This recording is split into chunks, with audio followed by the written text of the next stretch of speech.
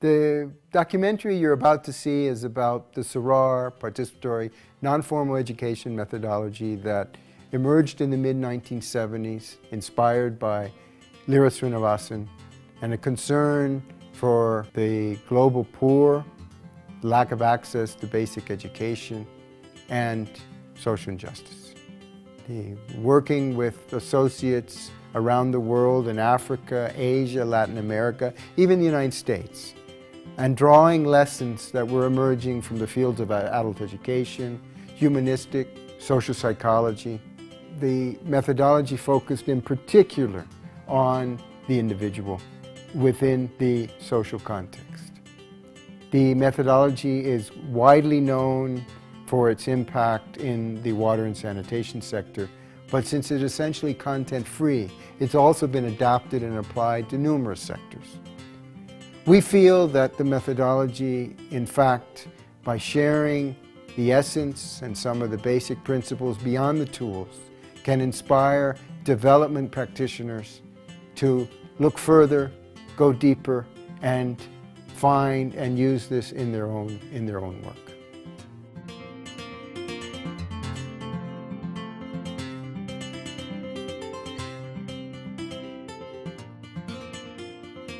I started a program in UNDP which was aimed at the promotion of the role of women in water supply and sanitation projects.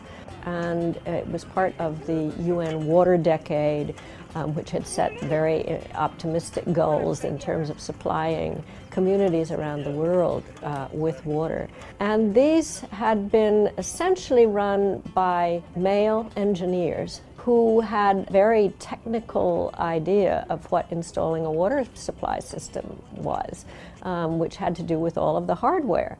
And most of these didn't provide much training at community level, and they broke down, and after an average of 2 years, they weren't working. These were usually big water supply projects of the World Bank, WHO, UNICEF, multi-million-dollar programs. But as they began to realize they needed to work with communities, they didn't know how. They had none of the background that was necessary.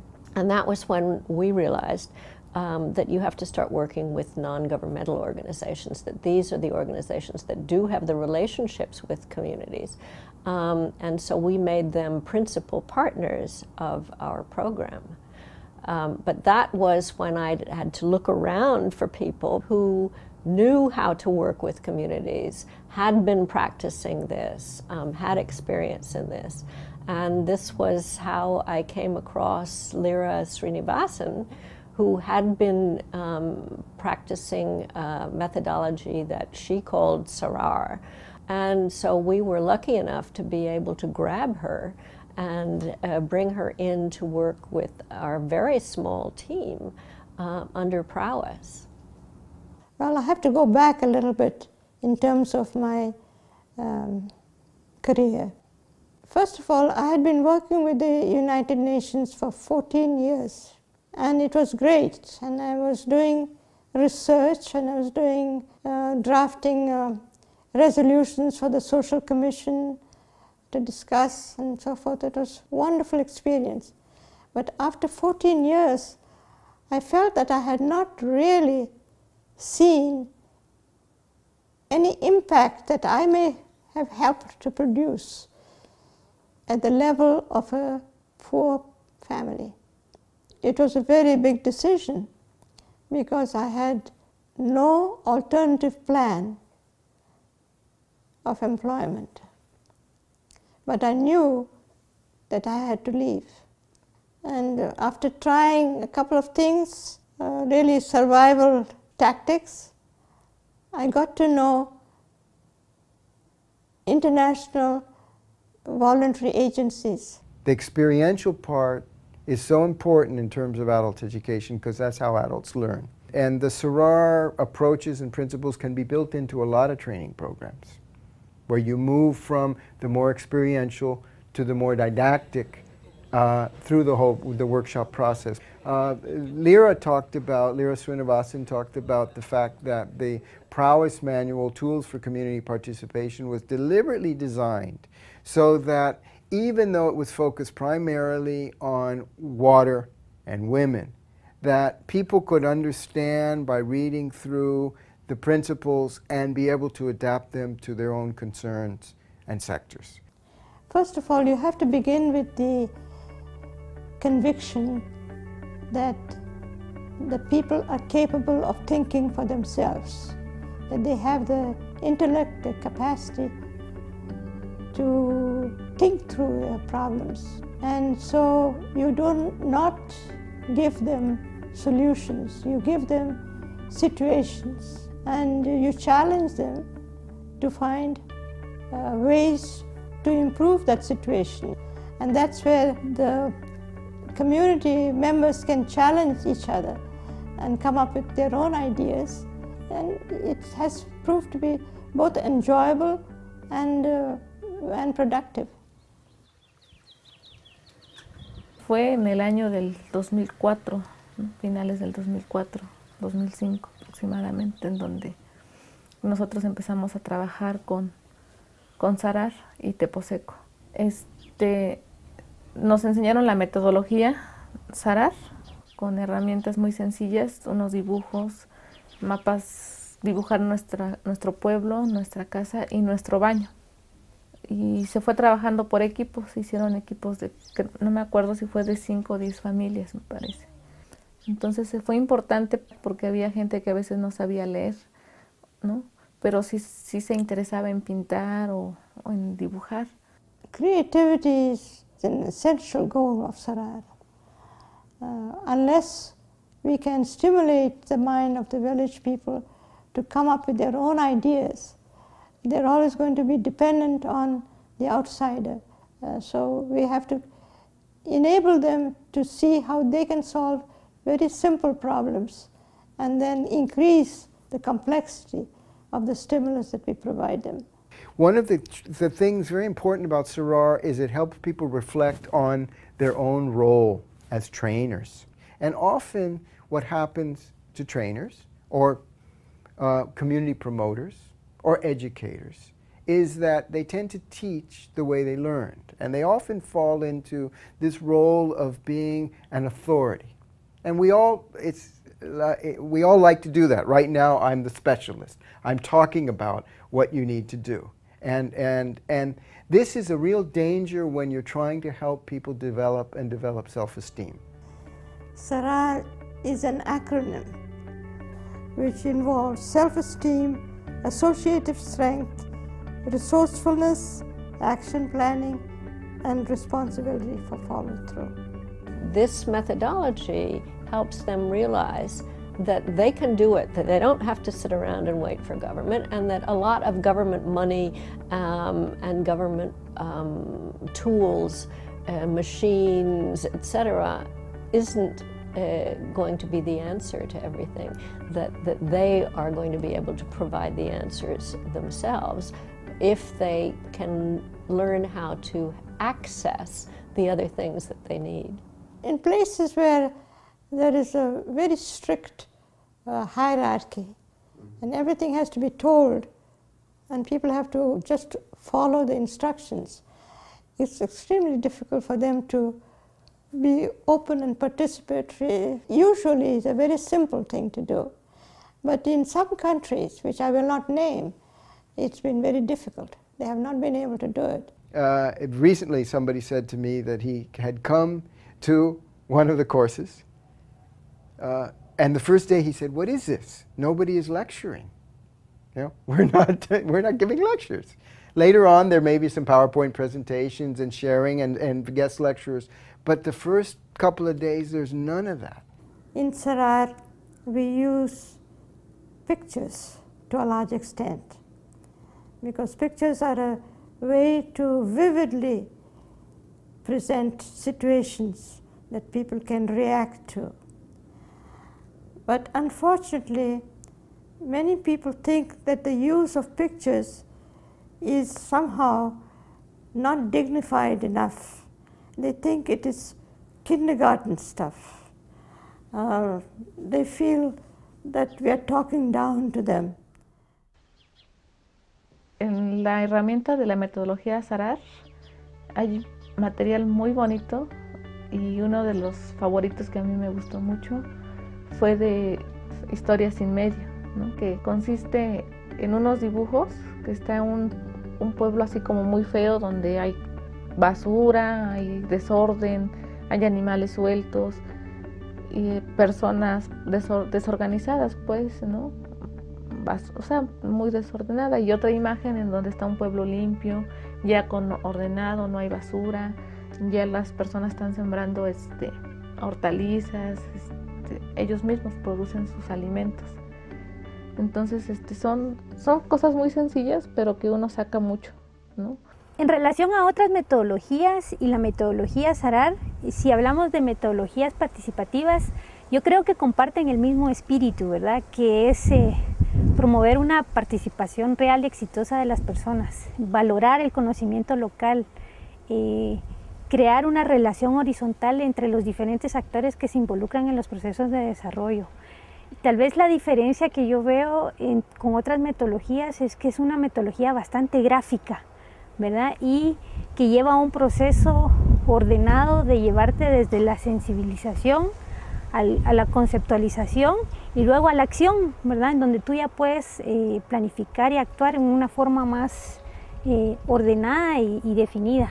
The SARAR methodology is one that puts a lot of emphasis on experience. So we do not ever tell people who are going to be trainers how we train. We simply put them into the training process itself. For example, most people who come to a workshop expect speeches, expect an opening ceremony with highly placed people telling them about the workshop and trying to get them to be impressed with the importance of the workshop and so forth. But we insist with the sponsoring agency that there should not be an opening ceremony at all. What we do is we welcome the group and we spend the day perhaps in getting to know each other. We have introductions that are low-key. The facilitators and I myself, we just sit with the group on the floor sometimes or on chairs, but in a very informal way. That sets the tone for the whole workshop, especially if we have introductions that are humorous and there's a lot of laughter and joking around. They relax. No hierarchy. When they go to the village also, they're not going there to impress the people of how important they are as government representatives or agency representatives. They're going to be able to relate to the people as people on an equal basis. La metodología SARAR es algo con la que uno se identifica y en donde los que pertenecen al equipo de SARAR no llegan a decir queremos esto, esto y el otro. Al contrario, sino que nos dejan ser libres, nos dejan ser nosotros mismos, y si entramos en discusión nada más están para moderar el equipo, ¿no? No llegan a mandar pues ni a imponer nada. One of the powerful tools that we use in SARAR that are used by now quite generally in many community-based development processes is mapping, community mapping. Mapping is a participatory conceptual process. A way that we have done mapping is often in smaller groups, and you will give them a task to map. Now you may ask them to map their village, or you may ask them to map their watershed, or they may map their school, or even at times a typical household can be something. When one has a vision of something you want to do, and you are intensely committed to that vision, somehow things begin to happen. Ahora cuando viene un integrante de SARAR, pues los reciben con abrazos abiertos, ¿no? Porque aparte de que son de una organización, de que ellos vienen a hacer su trabajo, ellos demuestran una amistad, ¿no? O sea, se integran a las familias como amigos y son bienvenidos, ¿no? Y si necesitan algo, pues la misma gente dice cuando quieran algo, pues está aquí su pobre casa, ¿no? Yo creo que SARAR ha sido recibido aquí en el pueblo de San Juan Tlacotenco bien, porque han entrado con respeto y amabilidad a las familias que se han acercado, ¿no? Asimismo como al ayudante municipal, ¿no? Siempre se dirige con respeto y con un permiso antes de entrar, ¿no? Entonces yo creo que eso ha sido la base para que el proyecto fuera todo un éxito, ¿no? El de los baños secos. La manera en que llega adentro de las personas, es decir, la metodología no pasa por encimita, sino llega a profundidad, y creo que ahí es donde logramos hacer los cambios actitudinales. Las técnicas son muy apropiadas como para llegar a fondo. Many projects that are funded externally have deadlines, and they are very anxious to show results according to a schedule.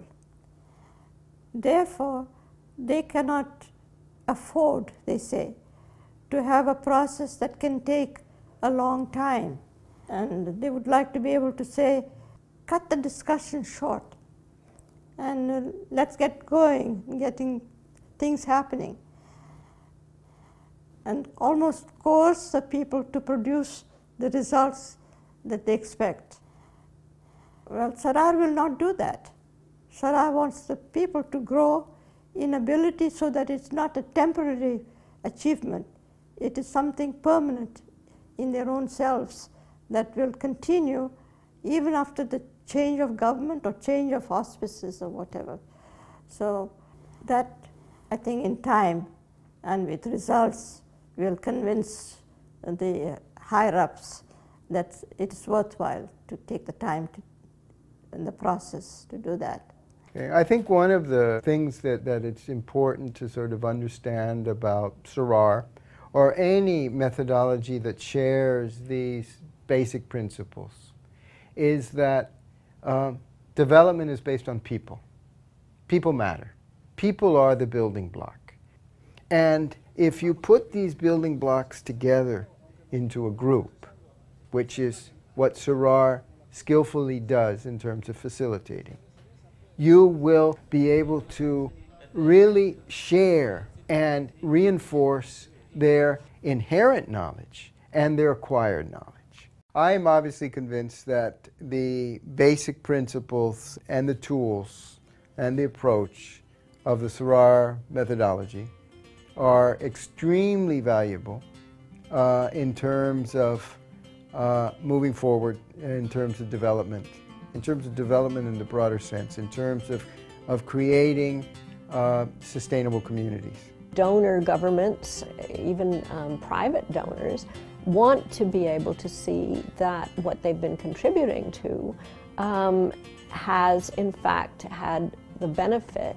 But I think that it's important for them to realize that just building a school, for example, and being able to put your name on it, if you don't have the teachers, or what is being taught isn't relevant for the lives of the people who are learning it, of the children who are learning it, then you haven't achieved anything in terms of progress. Sinceramente, la metodología para mí fue una de las metodologías que cambió mi vida. If you're poor, but you have a vision, you can get out of poverty. And perhaps that's what we need to do in the SARAR methodology, to be able to say, how can we help the people to envision a different reality and to work towards that and support that so that they don't have to be poor for the rest of their lives.